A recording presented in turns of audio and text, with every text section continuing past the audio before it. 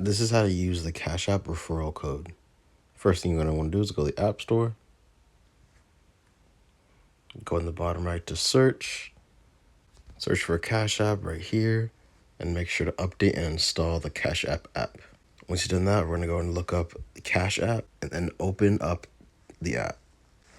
Once you open it up, you might be prompted to sign in. Go ahead and sign up with your email and your phone number and link your bank account. Once you've done all that, you're going to come to the screen right here. From here, you're going to go on the top right to your profile.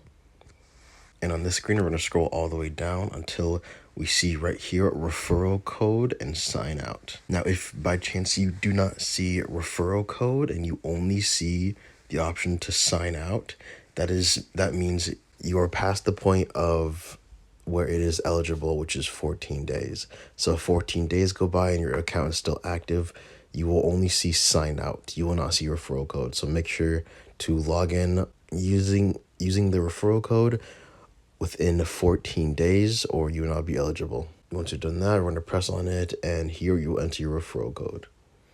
This is a code that you will receive from your friends or other family members. But yes, that is how to use the Cash App referral codes.